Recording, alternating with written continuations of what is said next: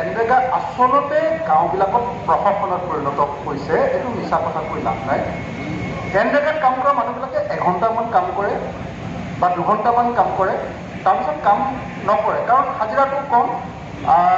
আৰু আটাইতকৈ ডাঙৰ কথা যে এই যে জব কাৰ্ডৰ যিখন জব কাৰ্ড, সেই জব কাৰ্ডখন আচলতে পঞ্চায়তবিলাক বা ব্লকবিলাকে লৈ কি কৰে, এটা পাৰ্চেণ্টেজহে আচলতে জব কাৰ্ড হোল্ডাৰবিলাকক দিয়ে। গতিকে এইটো এটা অত্যন্ত সাংঘাতিক প্ৰশাসনত পৰিণত হৈছে। গতিকে এইটোৰ ওপৰত খুব চেক কৰিব লাগে, এইটোৰ ওপৰত খুব তদন্ত কৰাৰ ব্যৱস্থা গ্ৰহণ কৰিব লাগে। এনৰেগাৰ যিটো 100 দিনৰ হাজিৰা পাব লাগে, আপোনালোকে দেখিছে যে আমাৰ অসমত এনৰেগাৰ 100 দিনৰ হাজিৰাৰ যিটো খুব কম মানে আমাৰতো একেবাৰে কম। আমাৰ এইবাৰ এতিয়ালৈকে 31/8/2021লৈকে আচলতে আমাৰ এতিয়া গোটেই অসমখনত অকল 3000 মানুহেহে 100 দিনৰ হাজিৰা পাইছে।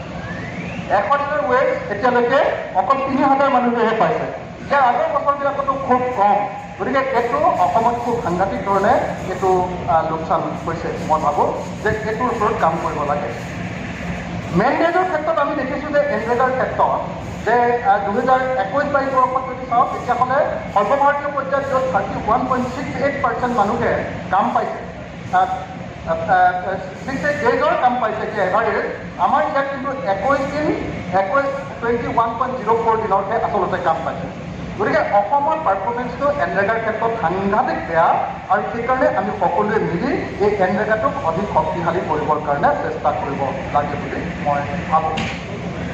আনহাতে এনৰেগাৰ যিটো আমাৰ আনএমপ্লয়মেণ্ট এলাউন্স, সেই আনএমপ্লয়মেণ্ট এলাউন্স আমাৰ ইয়াত দিয়া নহয়। এইটো দিয়াৰ ব্যৱস্থা গ্ৰহণ কৰিবৰ কাৰণে মই আগতেও কৈছিলোঁ, এইটো দিয়াৰ যেতিয়ালৈকে ব্যৱস্থা নহ'ব, তেতিয়ালৈকে আচলতে এনৰেগা প্ৰশাসনত পৰিণত হ'ব। আৰু সেইকাৰণে আনএমপ্লয়মেণ্ট এলাউন্স, কাম বিচৰাৰ পাছত যদি কাম নিদিয়ে, তেতিয়া চৰকাৰে ক্ষতিপূৰণ দিব লাগিব। সেইটো অতি সোনকালে প্ৰযোজ্য কৰাৰ ব্যৱস্থা গ্ৰহণ কৰিব লাগে।